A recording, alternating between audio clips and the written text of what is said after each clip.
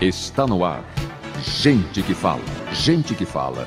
Tem texto e direção geral do jornalista Fausto Camunha. Gente que fala. Reúne de segunda a sexta-feira formadores de opinião para discutir as principais notícias do dia. Gente que fala.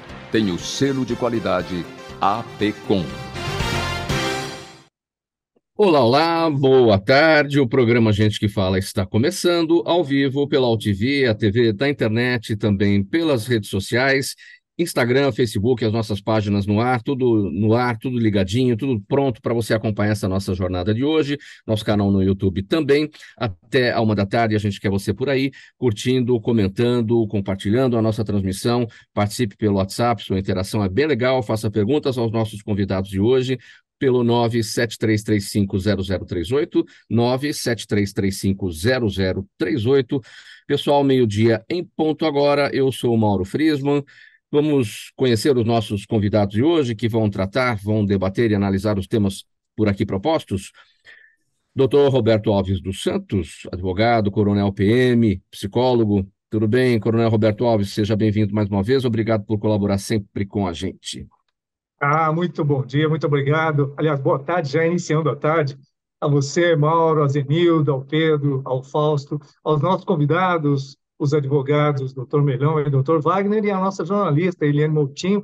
Certamente vamos ter uma hora aí de grandes debates, grandes informações para todos os nossos web espectadores.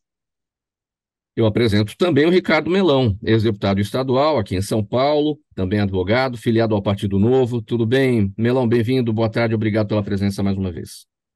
Obrigado, Mauro. Sempre um prazer enorme estar aqui com vocês. Queria também saudar os nossos convidados, né? Eliane, Dr. Wagner, Coronel Roberto, ao Pedro que participa aí também com a gente. É um prazer enorme poder falar, expressar nossas opiniões e tenho certeza que vai ser um debate muito proveitoso. Obrigado, Melão, pela presença. Também com a gente a jornalista e mentora de oratória, Eliane Moitinho. Tudo bem, Eliane? Bem-vinda. Cadê seu áudio, Eliane? Você está com o áudio fechado ou aconteceu alguma coisa? Seu áudio está aberto, mas não está chegando o seu som. Eu acho que você está ouvindo a gente, então vamos fazer o seguinte: sai da conexão, entra novamente, deu algum problema aí com ela, porque o seu áudio está aberto, mas não está chegando, então deve ser a conexão. Sai, volta e a gente segue por aqui. Também com a gente o doutor Wagner Cavalcante dos Santos, advogado criminalista, professor universitário, coordenador de Direito Penal, Processual Penal e Criminologia da Comissão do Acadêmico e Acadêmica de Direito da OAB São Paulo. Doutor Wagner, como vai? Bem-vindo mais uma vez com a gente. Boa tarde, Mauro Friesman. É um prazer voltar aqui ao programa. Agora na presença de dois colegas, doutores Ricardo Melão, Coronel Roberto Alves também, que são advogados também, né? Além de parlamentares, outras atividades aí, são meus colegas. Não tenho dúvida que, Mauro, hoje o nosso telespectador vai sair daqui bem enriquecido com essa grandiosa pauta aqui para gente. Obrigado pelo convite. Então vamos a ela, o nosso primeiro assunto aqui da pauta de hoje, edição de terça-feira do programa Gente que Fala. Vamos dizer o seguinte: o ministro da Fazenda, Fernando Haddad, evitou falar ontem se está mantida a meta fiscal de déficit zero em 2024, após o presidente Lula sinalizar em declarações que o governo não tem compromisso com as diretrizes do marco fiscal. Em entrevistas, Fernando Haddad disse ter como objetivo pessoal a meta de equilibrar as contas, mas ressaltou que precisa de apoio político do Congresso e do Judiciário para alcançar esse objetivo. Milão, eu começo com você a respeito desse tema. Todo mundo sabe da dificuldade, né, do déficit zero. Não sei se foi uma promessa muito antecipada que isso já pudesse acontecer no ano que vem. Afinal, temos um rombo nas contas públicas para 2023, né, de 140 bilhões de reais. Como é que você avalia esse posicionamento do ministro e até a fala do presidente Lula que ocorreu na sexta-feira? Olha, Mauro, primeiro, o presidente Lula colocou o ministro Haddad numa situação terrível. Primeiro, porque mostrou ali um descompromisso total do chefe de Estado do nosso país, do chefe de governo do nosso país, que é o presidente da República, e que ele mesmo mostra uma descrença muito grande em relação ao cumprimento da meta, ele que deveria ser o maior fiador disso, e demonstra um desprezo muito, não só, né, essa desconfiança no cumprimento da meta, como também uma descrença na própria meta. E a gente sabe que isso é terrível, porque gera efeitos em médio, longo prazo, até no curto, eu diria, né, em termos de alta de inflação, alta de juros, crescimento baixo, tudo isso acaba se refletindo. E o ministro Haddad, quando o próprio Lula diz, né, que meta dificilmente vai ser cumprida, que não vai cortar gasto nenhum para que isso aconteça, ele simplesmente, todo o trabalho que o ministro Haddad tentava construir, até para conseguir aprovar as pautas no Congresso Federal, e aí tem, para colocar aqui bem claro, para ele poder cumprir o arcabouço fiscal que eles prometeram e equilibrar as contas, ele precisa de medidas que terão que ser aprovadas no Congresso Nacional. Ele precisa aprovar essas medidas, senão ele não arrecada. Calcula-se aí que o governo vai precisar, para 2024, para zerar o déficit, arrecadar a mais cerca de 168 bilhões de reais. E ele não vai conseguir isso com crescimento econômico, muito longe disso. Só aprovando essas médias que inclui aí, essas medidas que inclui aí é, aumento de impostos em alguns fundos, né, a tal da taxação lá dos super ricos, uma série de outras coisas, da regulamentação das apostas esportivas, e que muita gente, muitos analistas econômicos já diziam que o próprio governo também estava superestimando o que poderia arrecadar com essas medidas. Então já havia uma descrença, né, mas era uma descrença ainda informal, sempre fica aquela vaga esperança de que o governo ainda tentará fazer algo para, quem sabe, o que eu acho impossível se tratando desse governo, que é cortar gasto, mas tentaria fazer algo para zerar esse déficit aí, como foi prometido para 2024, e foi insistido. Só que agora, com essa declaração do Lula, isso foi por água abaixo. Essa que é a grande verdade. O país vai sofrer os reflexos disso. Só que precisa ter uma outra discussão, que nós temos aí a lei de diretrizes orçamentárias, que deveria ter sido aprovada até o meio do ano, não foi, e que tem ali, na proposta enviada, essa meta de déficit zero. Agora ele vai precisar alterar isso. Como não foi votada ainda, não foi discutida na comissão de orçamento, o governo ainda pode mudar. E agora fica essa questão, né? Inclusive tem pessoas, políticos, aliados mais chegados ao presidente Lula, que acho que deveria, então, já com essa declaração, já que se desmoralizou o tal do déficit zero para 2024, teria que já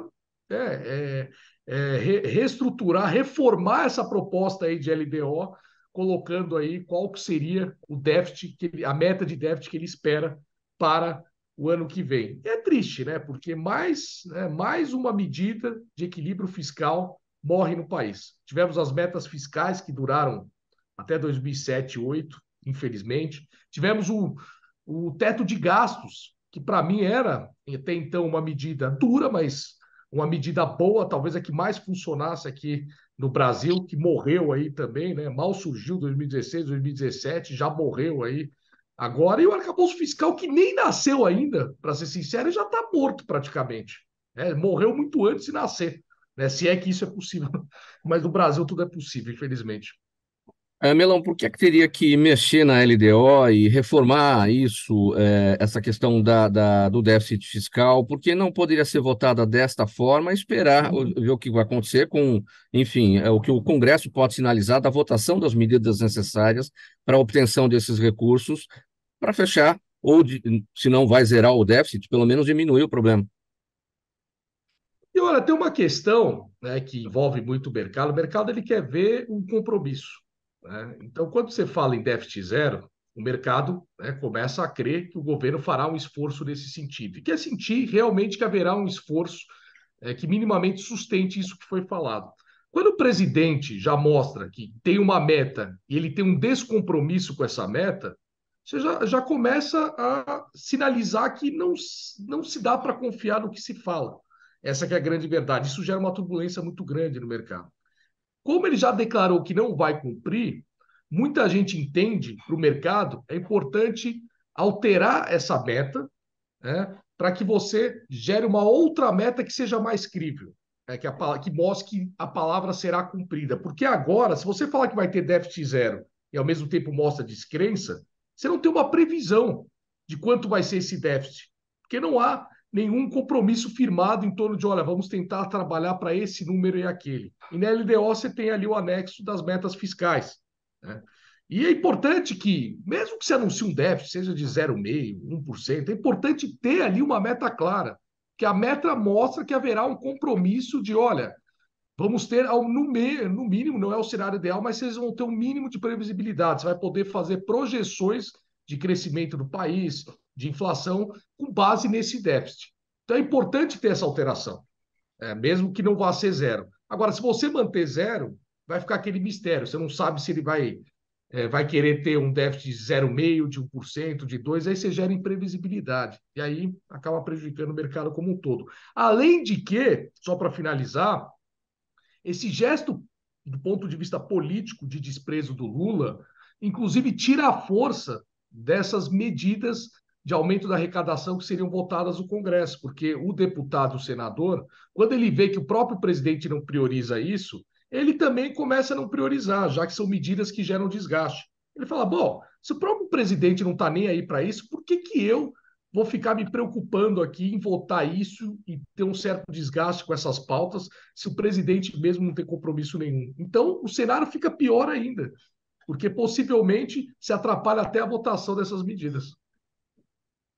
Coronel Roberto Alves, sua percepção sobre esse primeiro tema, ministro Haddad, aí nessa arapuca, né, nessa saia justa a partir dessa declaração do presidente Lula na sexta-feira, embora ele tenha dito na entrevista que ele deu ontem aos jornalistas que ele acredita no que ele está fazendo, ele acredita no déficit zero, né, indo de encontro, não ao encontro da declaração do presidente Lula, indo de encontro. Na realidade, Mauro, o erro já começou na identificação, quando o próprio governo começou mostrando que ia ser um governo gastador, já colocou no Ministério da Fazenda uma pessoa que não conhece o cenário. Quando você vê o ministro Radar sem ter o que argumentar, porque ele não tem conhecimento sequer de alternativas. A equipe, a própria equipe que ele definiu, eu não sei realmente como ela trabalha nesse sentido, mas não existe uma conexão de quem, né, do presidente com o próprio ministro.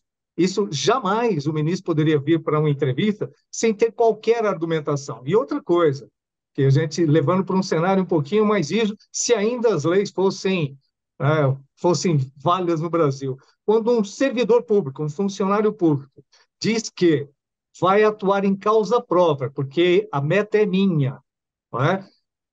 Veja, um compromisso pessoal que ele assumiu, né, para fazer ou deixar de fazer algo que é da sua atribuição, isso é prevaricação. Na realidade, ele não pode dizer que é a meta dele. Não existe uma meta do ministro, existe uma meta de governo. Então, quando ele fala isso, puxa para ele, totalmente, ele está completamente perdido no cenário. O silêncio dele era muito mais efetivo do que as próprias palavras que ele colocou, porque ele não tem argumentação, não existe a menor possibilidade de um governo gastador de alcançar déficit zero sem programação. Desde o início, as despesas já estavam acima de qualquer projeção que viabilizasse o déficit zero. E não há possibilidade. E mesmo outras metas hoje, como o doutor Melão, ele esmiuçou muito bem, mas qualquer meta que fosse definida hoje, ela é completamente instável, porque muda a cada dia. Nós estamos, só esse ano, guerras. Para o ano que vem pode acontecer mais conflitos. A China com números muito negativos. Isso vai acontecer de uma forma geral, ou seja, qualquer meta definida no Brasil hoje muda no mesmo dia, muda amanhã. Em 2025 é impossível, 2024 é impossível. Então, tudo que nós deveríamos fazer teria que estar acontecendo agora. Não tem projeção. Não existe possibilidade de uma projeção que não deixe o cenário ainda mais instável.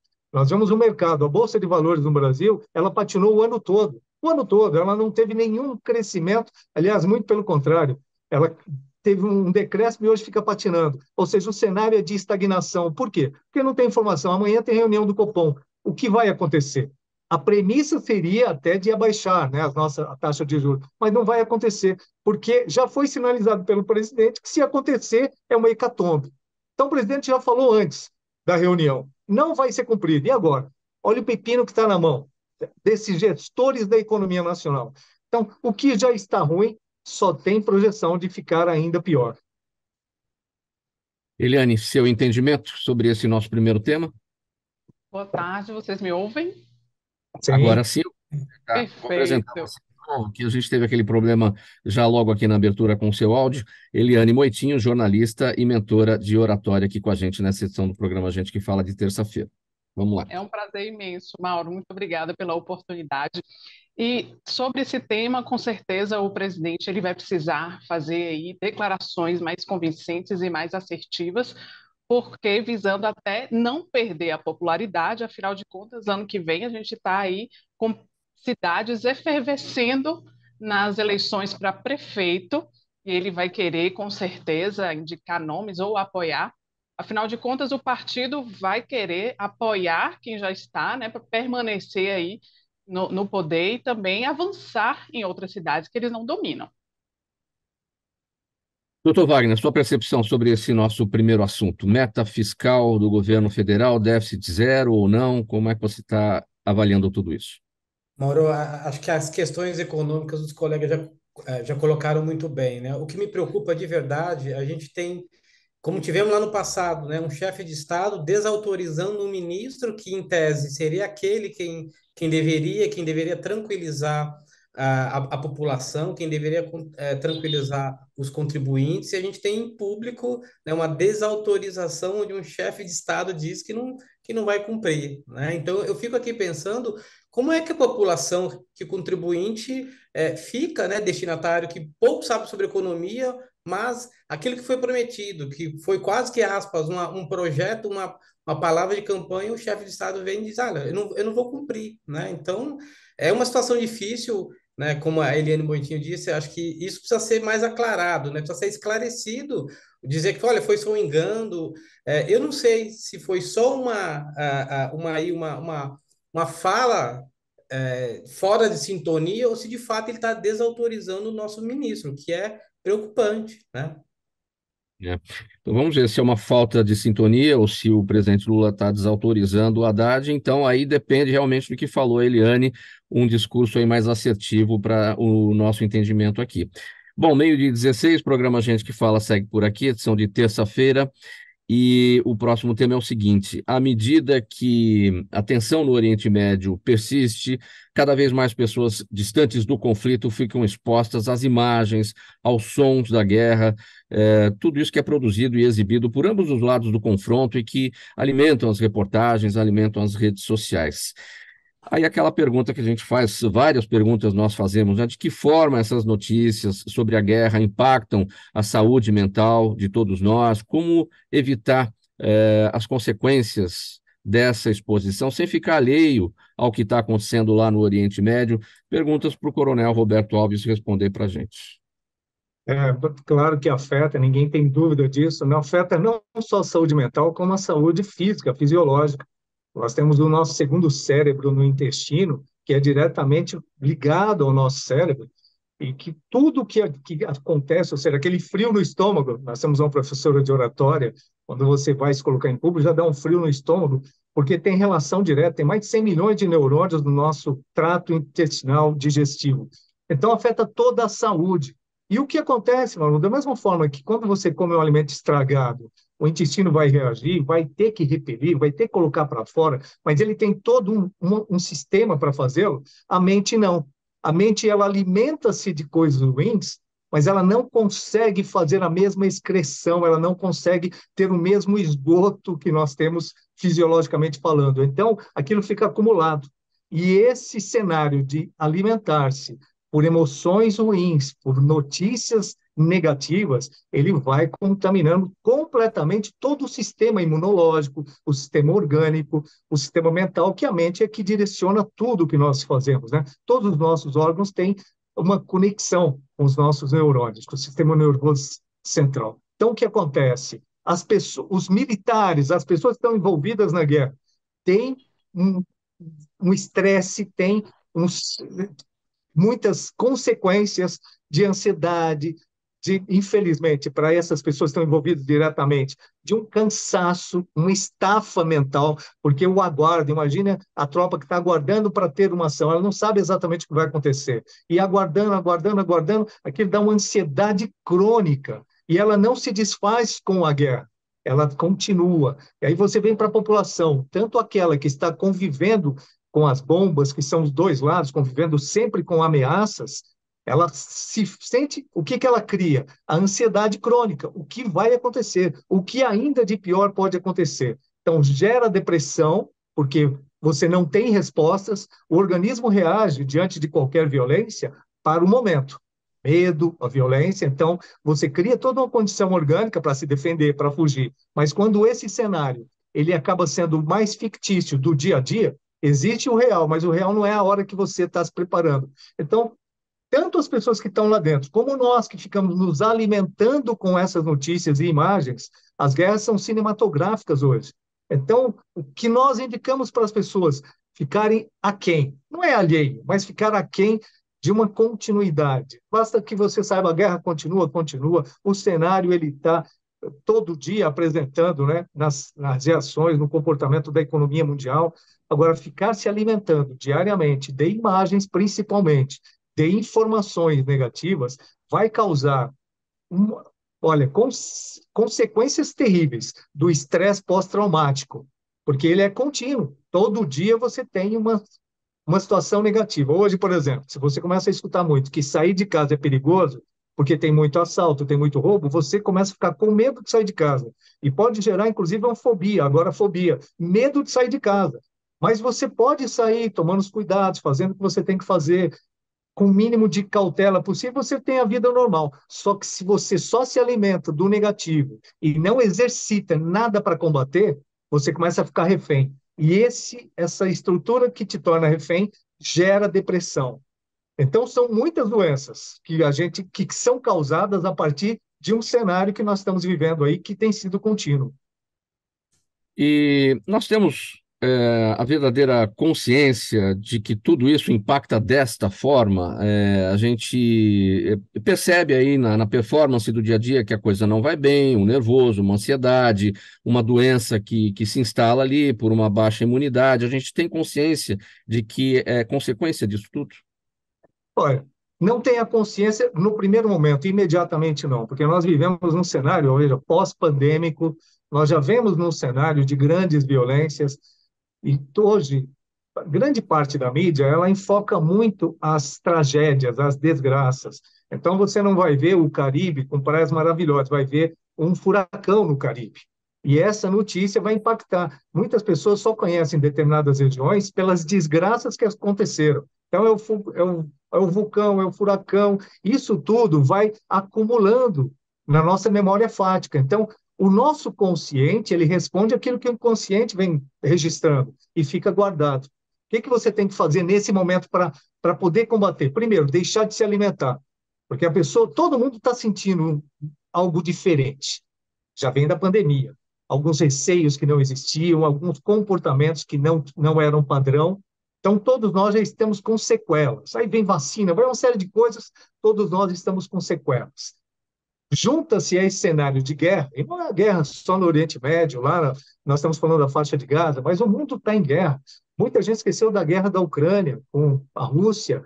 Nós estamos falando em guerras que podem acontecer com a China, com Taiwan, ou seja, o mundo está num conflito tão grande que as questões econômicas, que são sempre um ponto de desequilíbrio psicoemocional, ficaram em segundo plano, ou em terceiro plano.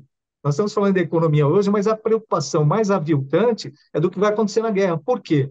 Dependendo do encaminhamento, da duração dessa guerra, tudo isso que nós estamos falando agora vai por água abaixo, vai ficar ainda pior. O nosso cenário é ruim economicamente, contanto que o quadro se mantenha no mundo, mas ele não está se mantendo. Então, nós temos, aos poucos, você mesmo no seu dia a dia, você sente, poxa, eu estou com algum receio, eu não vou pegar o carro, eu não vou sair assim, eu vou fechar todos os vidros. Então, essa clausura que nós vamos criando por receios, sem uma justificativa fática. O que é o receio? Aquilo que você só imagina. Ele não acontece, você só imagina. Então, o organismo começa a jogar cortisol no sangue, você começa a ter sequelas na sua saúde e sem o controle. Uma coisa é ter medo por algo real. O organismo reage e volta ao normal, equilíbrio. Agora, quando nós criamos, que é a ansiedade crônica, esse estresse pós-traumático que acontece e que você só percebe depois de algum tempo. Você só percebe de algum tempo quais são as sequelas de um estresse. Num primeiro momento tem a defesa da mente, do organismo, mas com o tempo você perde essas defesas e as sequelas maiores serão com o tempo. Então nós ainda não sabemos o quão trágico será o cenário da saúde mental, que já não está bom. A Organização Mundial de Saúde já traz, inclusive o Brasil, que está completamente fora do contexto real de guerras, completamente distante disso, é onde tem as pessoas mais depressivas e mais ansiosas. São, assim, em relação ao mundo todo, nós já somos ansiosos e deprimidos num percentual maior do que a média da população mundial. Imagine com essa sequência de fatos. Eliane Moitinho, puxar a conversa aqui, a sardinha para o nosso lado, afinal somos jornalistas, né? Certamente, muitas vezes alguém na sua casa já falou: Poxa, Eliane, mas você só lê notícia ruim, só assiste, liga a televisão para ver notícia ruim, só ouve notícia ruim no rádio, faz parte do nosso ofício. Difícil ofício, né? Como é que isso te afeta? Como profissional, né, da notícia, que a gente sabe que é notícia boa é notícia ruim, né? Olha, Mauro, que aprendizados incríveis que o Coronel Roberto nos trouxe, né? Falando aí desse segundo cérebro do intestino. Eu fiquei por 15 anos como repórter de TV. Passei pela Globo, Record, CNN, pela Band, e você imagine aí quantas tragédias eu já não tive que anunciar e cobrir, e encarar ali um ao vivo falando de tragédias também. No início, muitas vezes eu chegava em casa tomando banho, chorava ali para descarregar aquela adrenalina. Mas com o tempo a gente aprende a dissociar e a mergulhar menos nessas informações. Hoje que eu estou fora de redação, eu coleto ali as informações gerais, mas como o coronel bem salientou, não fico mergulhando nessas informações para que isso não afete o meu psicológico. Aqueles vídeos que a gente recebe no WhatsApp, os horrores da guerra, eu não abro, eu não compartilho. Eu sei, como hipnoterapeuta, também tenho essa formação, eu sei que isso vai impregnar o meu subconsciente. Porque é interessante a gente observar, estamos do outro lado da guerra, né? A guerra está se passando do outro lado do mundo, mas isso nos impacta também porque o nosso dia a dia é tão frenético, são tantas coisas acontecendo ao mesmo tempo, e o medo é o nosso amigo, a nossa companhia. De medo de sair de casa, medo de assalto, medo do trânsito, medo do outro desconhecido que pode nos agredir. Então, se a gente se alimenta desses horrores, a gente só vai aumentando aí essas ideias. E eu digo uma coisa, e peço licença ao coronel, se eu estiver errado, que ele me corrija, porque os pensamentos da gente geram sentimentos e a gente é movido pelos nossos sentimentos. Então, se eu vou ali absorver todos esses horrores do dia a dia e da guerra, isso passa para os meus sentimentos de frustração, de tristeza, de ansiedade, de que maneira eu vou agir, de que maneira eu vou levar o meu dia dessa forma. Então, como jornalista que sou, a mensagem que eu quero passar é que se inteirem, sim, dos acontecimentos, mas não mergulhem nessas práticas do dia a dia que são mais negativas. Eliane, a gente está novamente com um problema no seu áudio. Não sei se é o seu fone aí, com o seu microfone do fone, que está dando algum mau contato. Eu acho que é isso. Será que melhorou? Melhorou. Agora sim. Conseguiram Agora está me ouvir? muitas vezes, eu não sei se você já passou por isso, até por conta dessa nossa situação automática de lidar com tudo isso, né, no dia a dia. As pessoas nos olham e falam: você parece indiferente em relação a tudo que está acontecendo, parece que não se emociona. Não é exatamente isso, é uma forma de lidar com tudo isso para que a gente não mergulhe, né, diretamente, como destacou o coronel, como você falou também, para criar essa barreira de proteção, né? Não é uma indiferença, muito pelo contrário, mas eu não sei como é que explica isso, mas a gente acaba adquirindo essa situação, não é, Eliane? Engraçado, parece apatia, não é verdade? Mas, pelo contrário, o jornalista é muito empático. a ponto de passar para a sociedade o que acontece, né? O que se passa na sociedade. Vocês estão me ouvindo? Bem? Sim. Tá tudo certo? Se Pode seguir. falhar, vocês me avisam. Mas a gente adquire talvez uma couraça, Mauro, e É. também digo da gestão dos pensamentos, da gestão dos sentimentos, porque a minha obrigação é passar a informação e deixar o público tirar suas próprias conclusões. Se eu passar ali uma vírgula de emoção, eu já estou fazendo ali uma notícia tendenciosa, o que não é o correto. Então, a gente acaba vivenciando todas essas tragédias e situações difíceis, mas numa postura de passar a informação. Isso exige muito treino, né, Mauro? Não é de um dia para o outro, mas a gente acaba adquirindo aí essa habilidade. Mauro, Tem me permita. experiência. Fala, Coronel.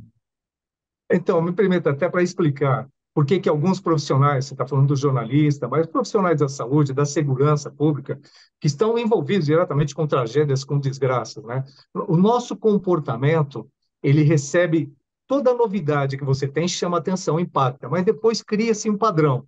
Então, quando você está diante de um fato grave, uma única vez, a primeira vez, as primeiras vezes, você tem reações. Depois você cria um padrão.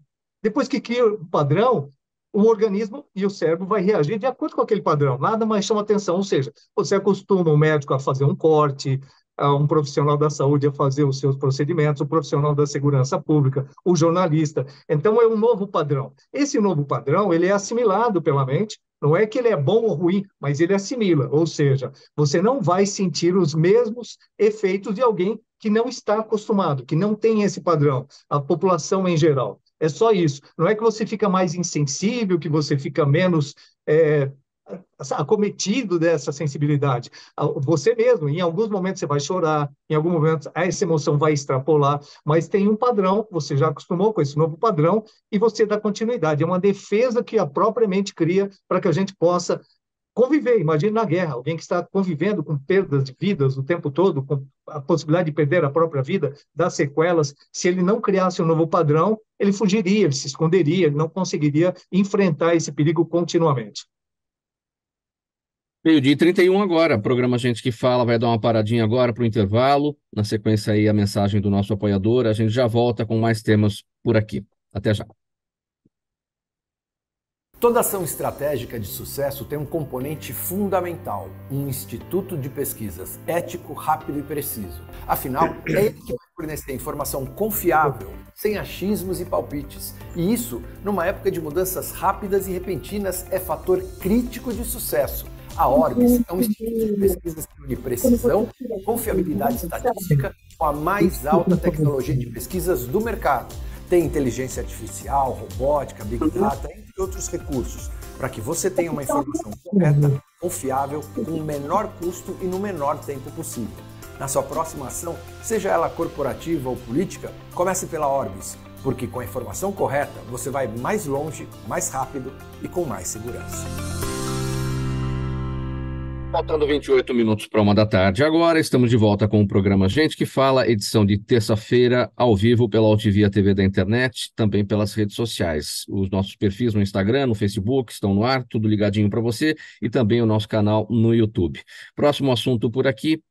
A defesa do ex-deputado Roberto Jefferson recorreu da decisão da Vara Federal de Três Rios, que determinou que ele seja levado a júri popular sob a acusação de tentativa de homicídio contra 4 policiais federais.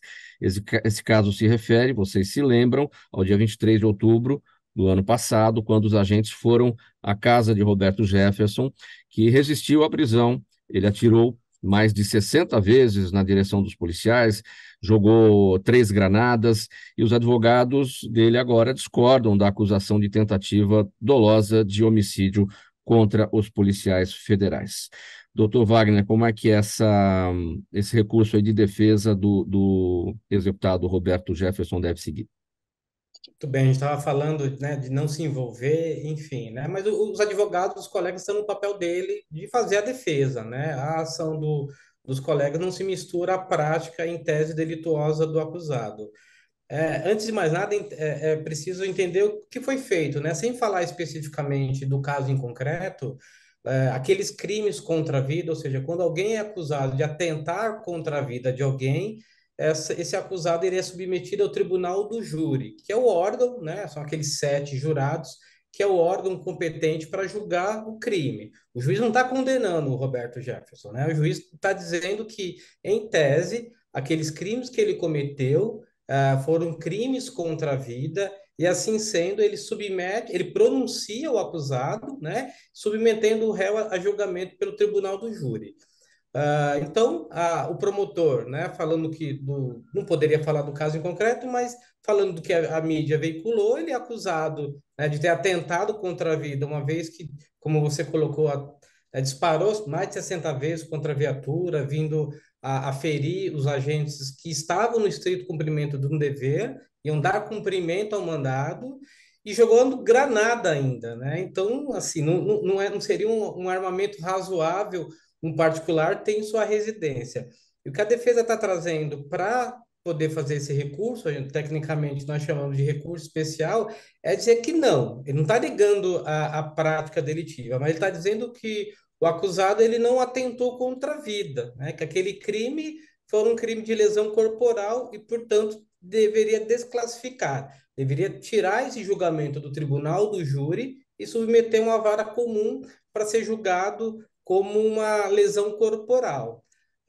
Só para esclarecer, Mauro, para aqueles que nos acompanham, a doutrina e a jurisprudência maciça entende que, nesse momento processual, né, o que se vigora não é o princípio indúbio pro réu, ou seja, se houver alguma dúvida, não tem que absolver o acusado.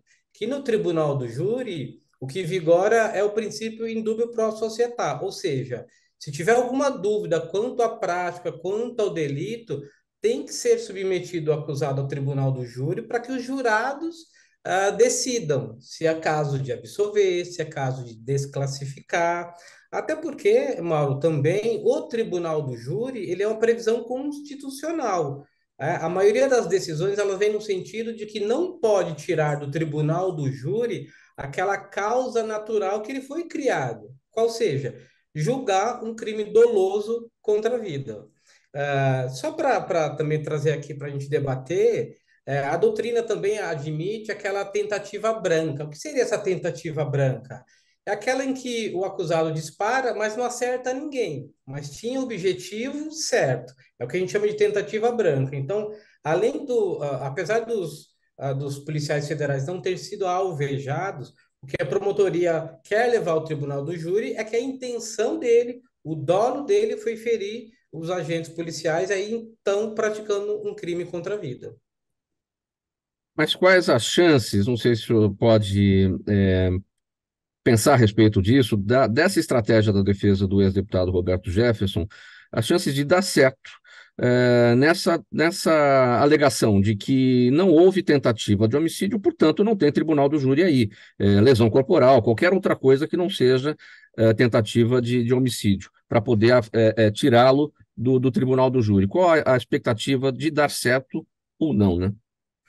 Me parece muito pouco provável, Mauro, que essa tese vá se sustentar, né? Porque, como eu disse anteriormente, a decisão de submeter ou não ao tribunal do júri, ela é feita pelo juiz togado. Então, na vara federal foi um juiz de primeira instância, agora o Tribunal Regional Federal, que é um órgão colegiado, quem decidirá. Eu não tenho dúvida, o tribunal manterá a decisão e vai submeter o Roberto Jefferson a julgamento pelo tribunal do júri. Até porque isso não é uma condenação, ele vai ser julgado. E aí nós temos uma profissional da oratória, quem vai julgá-lo são 7 do povo, que não necessariamente, Mauro, precisa ter conhecimento técnico. A defesa pode sustentar a tese dessa, por exemplo, que é a de lesão corporal. Então, me parece muito pouco provável que ele não será julgado pelo tribunal do júri. E aí tem crimes conexos também. Não há só o crime de tentativa de homicídio. Tem a questão de ele ter desobedecido à ordem, tem a questão ainda de ele ter um armamento que não era lhe permitido, enfim. Então, aí não tenho dúvida que ele vai ser submetido e julgado pelo tribunal do júri local. Sim, muitas outras coisas pesam contra ele, e isso vai ser colocado pela promotoria, e óbvio que as pessoas lá do júri, né, vão ter todo esse peso também para poder tomar ali as suas para poder formar suas ideias e depois, no final, a sentença do juiz, né? O que normalmente a gente vê que não é submetido ao tribunal do júri, Mauro, é se ficar evidente uma causa excludente de ilicitude, se tivesse ele agido em legítima defesa, ou se tivesse um estrito cumprimento do dever legal, o que não era o caso, né? Na verdade, ele está dizendo, ele não está negando a conduta, né? A estratégia da defesa não é negar a conduta, mas que ele quis atingir bem jurídico diverso, ou seja, que não teve dolo, né? E sem adentrar o mérito, né? Mas o que a gente tem são 60 tiros, são granadas, enfim. Esperar que não queria lesar o patrimônio vida, a defesa vai ter bastante trabalho, eu não tenho dúvida. Ricardo Melão, sua percepção sobre esse tema, a defesa, então, do ex-deputado Roberto Jefferson, tentando livrá-lo do tribunal do júri. Seu áudio está fechado, Melão. Vamos lá, agora sim. Olha, Mauro, agora dá para ouvir, né? Olha, Mauro, eu não sou especialista em direito penal, mas vou tentar resgatar aqui minhas aulas de direito penal na faculdade, até perguntar ao doutor Wagner, me corrija se eu estiver errado.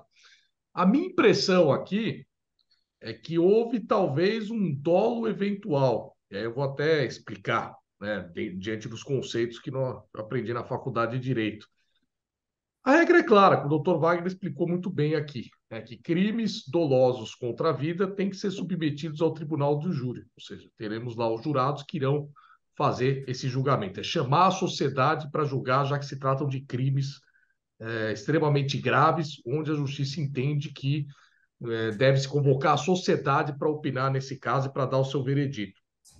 Isso engloba também as tentativas de homicídio doloso, ou seja, o dolo significa houve a intenção, ele quis chegar lá e cometer aquele crime.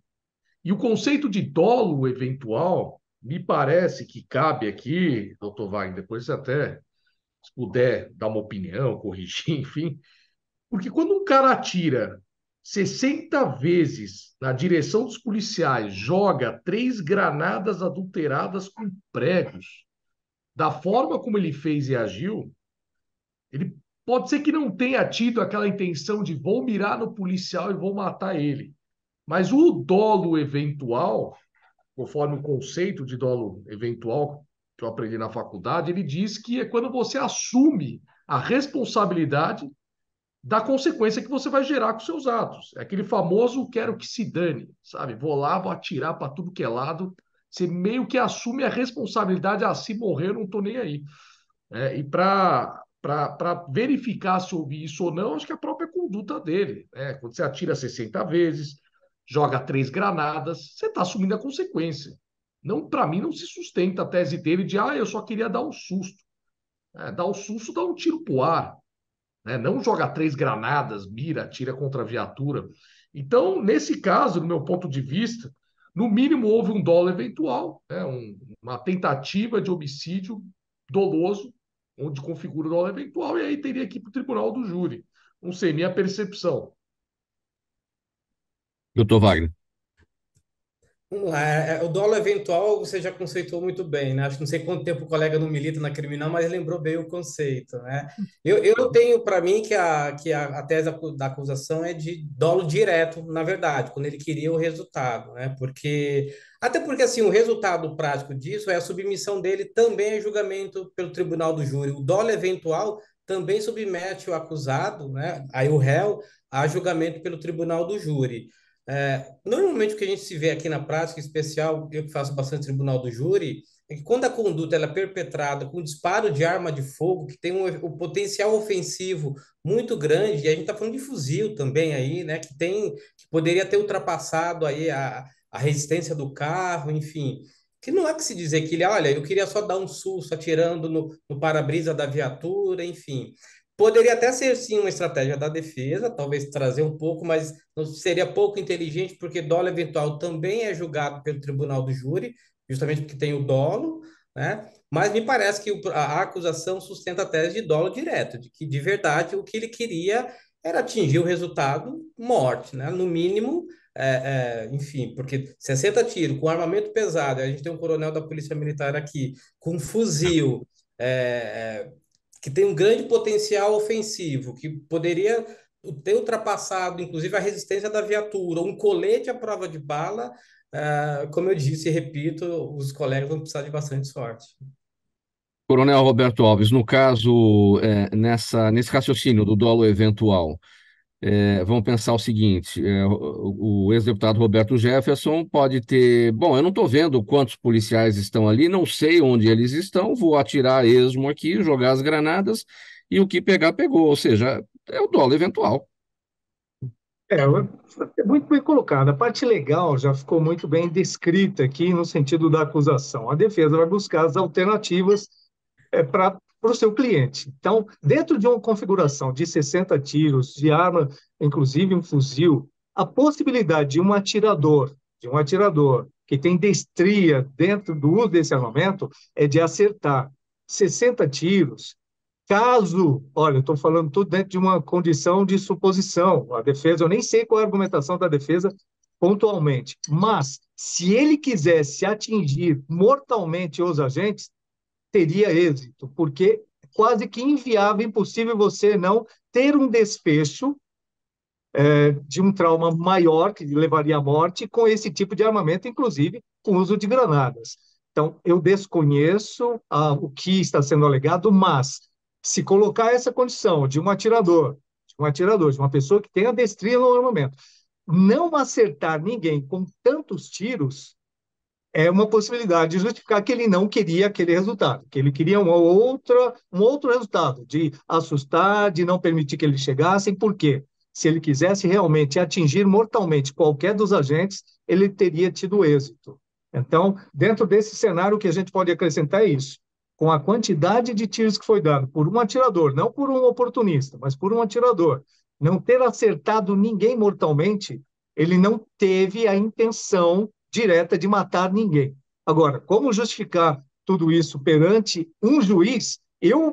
Defesa, gostaria de ir para o tribunal do júri e trazer esse tipo de argumentação, do que tentar convencer um magistrado, né, diante de um cenário contundente, que focando na parte legal simplesmente. Tá? Então, o tribunal do júri tem um lado emocional, tem um lado que não é o judicial, que você pode convencer, o tribunal do júri pode ser convencido a despeito do que a lei está promovendo, que a promotoria está colocando, de toda a base legal, porque existe uma parte de emoção. Então, defesa, numa condição dessa, aceitaria o tribunal do júri. Claro que você sair do crime doloso contra a vida e ir para um crime culposo ou para uma outra situação, a pena é diferente, a pena é menor, mas não vejo como um grande problema da defesa o tribunal do júri com uma argumentação que use a tecnicidade, inclusive. Especialistas dizendo qual é a possibilidade de um fuzil não ter atingido mortalmente alguém que sabe atirar. Muito pequena.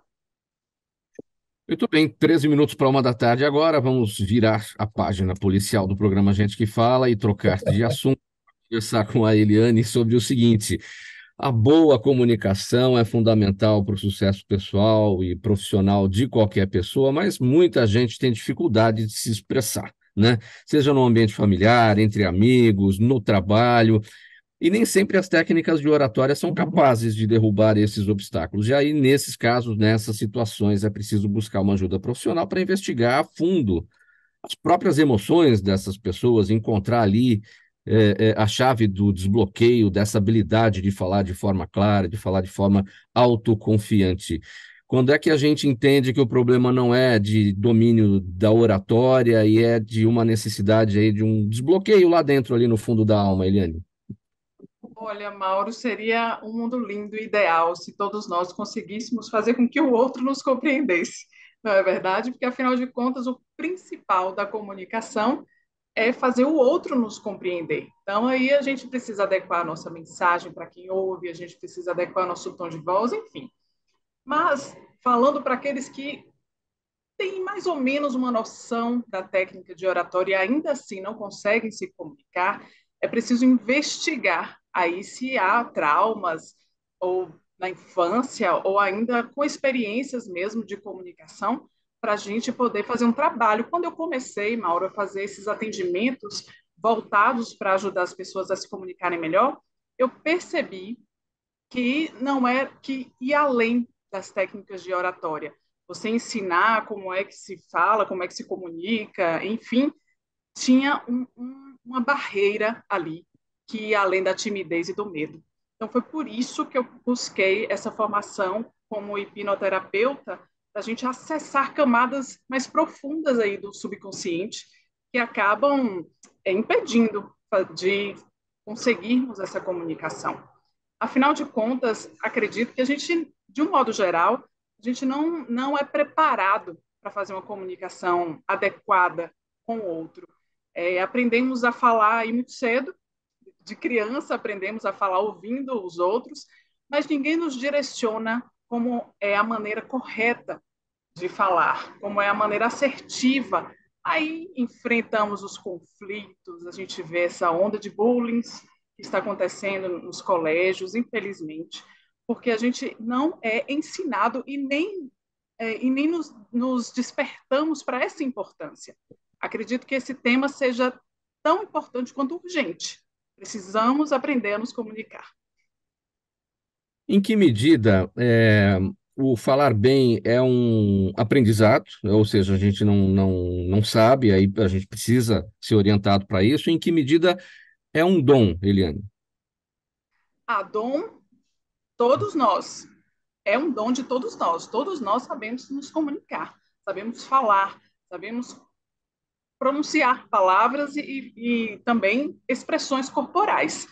Porém, ele precisa ser ensinado, aprendizado, para que possa proporcionar uma comunicação assertiva, Mauro.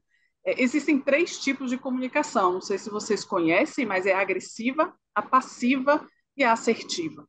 Nós geralmente dançamos aí entre um e outro, ficamos entre duas aí, mas o ideal seria a assertiva, porque a gente envolve o outro no que está nos falando e conseguimos fazer com que ele nos compreenda. Mas quando a gente está ou muito na agressiva ou muito na passiva, o que seria? Agressividade demais, irritação demais, aquela pessoa que não engole desaforo. Conhece gente assim? Ah, eu não levo desaforo para casa, eu não engulo marimbondo. E a passiva é justamente o contrário, aquela pessoa que não consegue nem olhar nos olhos com quem está conversando. Aquela timidez exagerada, é o medo, é o medo. Então, é importante olhar, começar por isso, Mauro, fazendo uma autoavaliação. Se eu estou muito na agressiva ou se eu estou muito na passiva, aí está na hora de eu buscar uma ajuda profissional. Agora, esse aprendizado, ele pode passar pela escola? A gente aprende a escrever, nós somos alfabetizados. Por que nós não aprendemos a falar? Não a falar como a gente fala, a falar como deve ser falado, sem travas, com todas as possibilidades, né, de você enfrentar futuramente as questões que virão, né? Seja no trabalho, seja na vida pessoal, na vida familiar. Olha, a minha luta é levar essa disciplina de oratória para as escolas públicas e eu convido vocês também a entrarem nesse tema, porque quanto mais a gente aprende a se comunicar, melhor se tornam as relações interpessoais.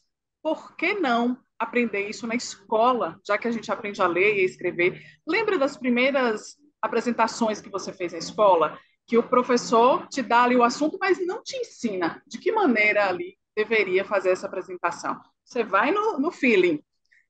E se você encontra um professor mais legal, ele vai ali te orientando, te moldando, mas nunca é de uma forma concreta para que você saiba realmente sair dali fazendo grandes apresentações. Perguntas da nossa audiência. E para você, Eliane, tem aqui um questionamento do Renato Mendes, ele está no YouTube, ele diz assim: em que medida o som da voz, fraco ou forte, estridente, anasalado, enfim, atrapalha uma oratória? Renato, obrigada por sua participação. É interessante você pensar, porque quanto mais uma voz encorpada, não vou dizer uma voz grossa, mas uma voz encorpada, ela te dá mais autoridade e mais garantia de que a pessoa vai te dar credibilidade. Quando você tem uma voz mais infantilizada, mais fina, mais fraca, geralmente está associado aí a questões emocionais, psicológicas e a uma autoavaliação. É a forma como você se vê. Pode ser que a pessoa que está com a voz mais infantilizada, mais aguda, ela ainda não saiu dessa fase ali da infância. Pode ser. Então, é necessário fazer aí uma avaliação, com certeza, mas existe, Mauro, e eu acho incrível e fantástico que existem técnicas e exercícios para sair de uma voz extremamente aguda para uma voz mais encorpada e, ao contrário, uma pessoa que tem voz de trovão pode também adequar essa voz para ficar mais aveludada, digamos assim, e conseguir atingir os ouvidos de uma forma mais adequada. Agora, até para falar um pouquinho mais para o Renato a respeito disso, porque existem os diversos mercados da voz, por exemplo, o que a gente faz aqui no jornalismo, na imprensa, o mercado publicitário, o mercado da dublagem. Muito se fala hoje em dia, não mais do timbre da voz, não precisa ter vozeirão para você exercer determinados tipos de trabalho, mas ter informalidade, coloquialidade, ou seja, falar, levar a informação da forma como nós conversamos, da forma informal, fica natural e fica mais fácil o entendimento da mensagem. É por aí? Melhor ainda, Mauro, é você poder dominar essa voz e fazê-la dos tons que você quiser.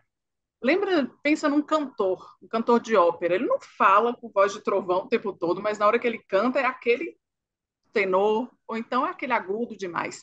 O interessante é você dominar o seu tom de voz para que você possa ir do agudo ao grave. Esse é o ideal.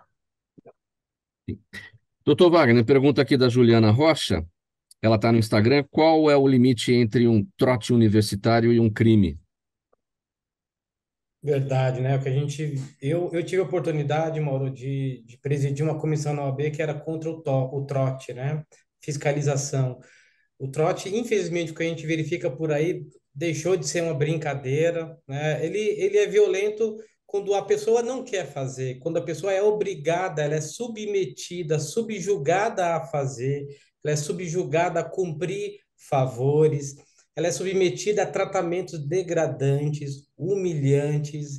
Então, acho que aquele que ingressou no ensino superior, ele tem que ser acolhido, ele não tem que ser submetido a uma violência nem física, nem moral, ele precisa ser acolhido. Então, é importante que os grupos estudantis, a direção da escola, não trabalhem nesse sentido, para quê? Para que aqueles ingressantes que às vezes vivem um sonho para entrar na instituição de ensino e às vezes, muitas vezes, elas deixam os bancos escolares sem sequer ter ingressado justamente por não ter esse acolhimento. Ao contrário, serem vítimas de crime de lesões corporais, de racismo, de crimes contra a honra, enfim. É importante que esse que eventualmente seja submetido diga que aquilo não é legal.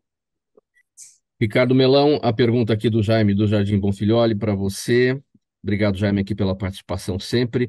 Quais poderão ser as reais consequências? Ele quer saber consequências políticas e econômicas nas relações da Argentina com o Brasil, caso Javier Milei vença as eleições por lá.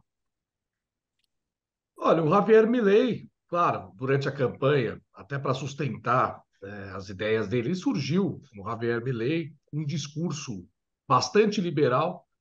Ele se considera um anarcocapitalista, um libertário, então ele sustenta teses, né, que, enfim, apesar de eu entender que na situação atual da Argentina, realmente já foi tentado de tudo, né, e que é importante, né, ter muito mais liberdade econômica lá, que inclusive é o que eu defendo, são teses que você não consegue implementar assim no curto prazo.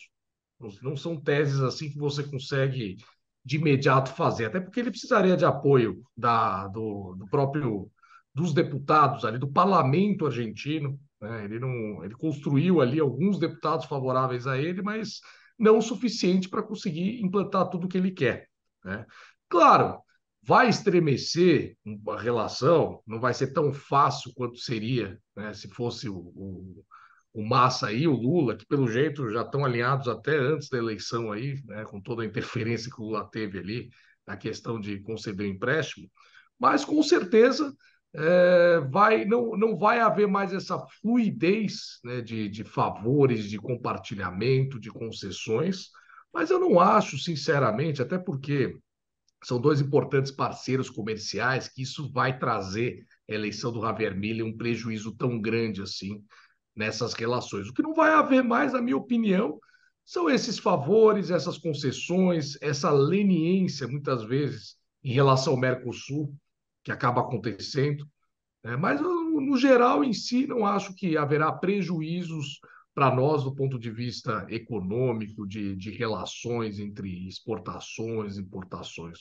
O que vai acabar é esse toma lá da cá internacional que muitas vezes, infelizmente, acontece, tendo em vista uma agenda ideológica, por exemplo, como tem acontecido nesse governo em relação a alguns parceiros comerciais, onde até tem países aí que estão nos devendo e não nos pagam.